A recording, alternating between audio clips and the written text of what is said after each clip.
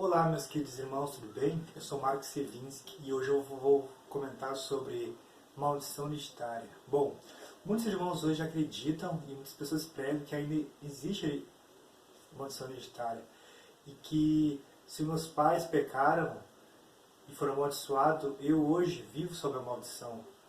Mas de onde tirar esse texto na Bíblia? Qual é a justificativa para dar ênfase a isso, a maldição hereditária? Bom, eu convido vocês para ver em Êxodo 20, capítulo 20, versículo 4, que diz assim: Não farás para ti imagem de escultura, nem figura alguma do que há em cima do céu, nem debaixo da terra, ou nas águas debaixo da terra. Não te curvarás diante delas, nem cultuarás, pois eu, o Senhor, teu Deus, sou Deus zeloso. Agora aqui, na parte baixa aqui do versículo 5. Eu castigo o pecado dos pais nos filhos até a terceira e quarta geração daqueles que me rejeitam. Mas sou misericordioso com 1000 gerações dos que me amam e guardam os meus mandamentos. Bom, irmãos, como vocês sabem, né? Aqui, em Êxodo, aqui, um dos 5 livros do Pentateuco, aqui é a lei. Nós vivemos o tempo da graça, nós estamos em Cristo Jesus, a graça. Aqui está falando para o povo judeu, o povo hebreu que vivia em pecado, como fala aqui no começo, no versículo 4, eles cultuavam outros deuses, eles reverenciavam outros deuses, prostravam de outros deuses.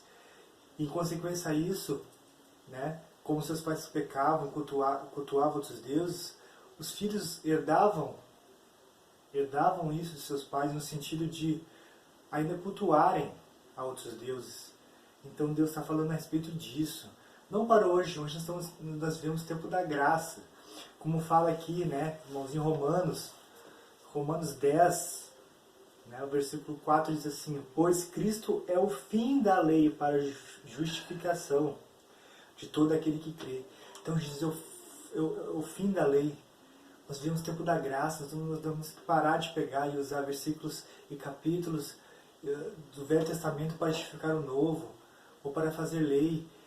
Então, se realmente isso é válido, então vamos voltar a sacrificar animais, vamos voltar a fazer circuncisão, vamos voltar a apedrejar os adúlteros. Então, irmãos, é fácil pegar algo para a minha justificativa, para o meu bel prazer e trazer para hoje, mas não está falando disso. Agora aqui eu vou ler uma passagem que está em Ezequiel, que esclarece bem isso. Então, irmãos, em Ezequiel 18, vamos aqui, Ezequiel 18, tá? 18 é logo no comecinho. De novo a palavra vem a mim. Que quereis dizer quando citais esse provérbios na terra de Israel? Pois os pais comeram uvas verdes e os dentes dos filhos é que ficaram embotados. Irmãos, aqui, aí no terceiro. Tão certo como eu vivo, diz o Senhor, nunca mais se citará este provérbio em Israel. Né, Deus falando que os pais comiam uvas verdes e os filhos embotavam, ou seja, eles comiam, os filhos também ficavam, nesse sentido, né? Então aqui ele está quebrando o sentido de maldição, que nunca mais esse provérbio será citado em Israel, ou seja, nunca mais alguém vai dar ênfase a isso, a maldição hereditária. Ou seja, um erra, o filho levará ao erro. O pai peca, o filho levará ao pecado. E mais adiante aqui no 18, Ezequiel 18, 19, diz assim: Contudo dizeis, pois que o filho não levará a culpa do pai. Se o filho proceder com retidão e justiça e guardar todos os estatutos e os cumprir, certamente viverá. Ou seja, que Deus tirando essa punição, que o filho não vai ser punido pelo pai, nem o pai pelo filho, mas cada um vai levar a sua culpa diante de seus pecados. Aqui está, né, tanto no versículo 18, o primeiro ali até o 4, o terceiro, quanto do 18 ao 19, aqui vai quebrando toda a questão de maldição. Então cada um levará a culpa, prestará conta daquilo que faz.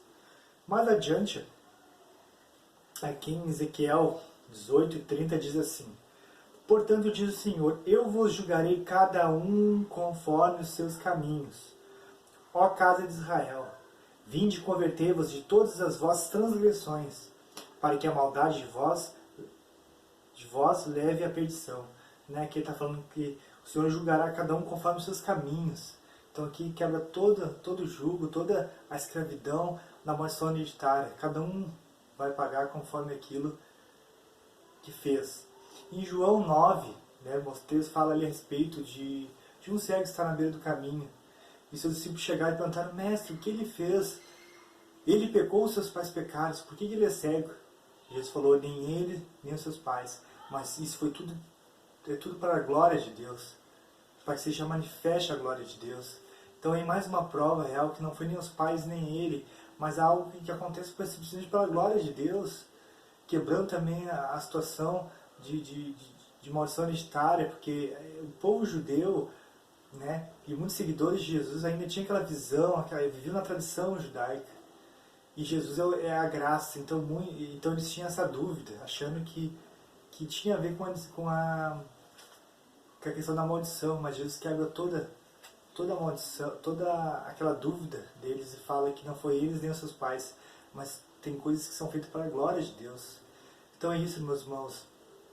Busque a Deus, viva no caminho íntegro e pare de acreditar nessas coisas, campanhas de maldição, de quebra de maldição. Isso aí são apenas mentiras.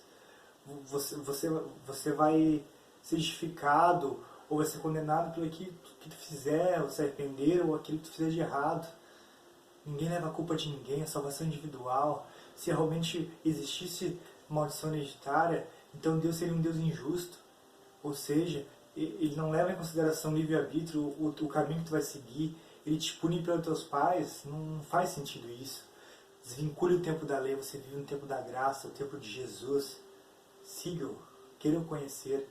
E pare com essa ideia, pare com essas campanhas mentirosas de quebra de maldição. Isso serve apenas para atrair as pessoas, para abarrotar as igrejas do templo.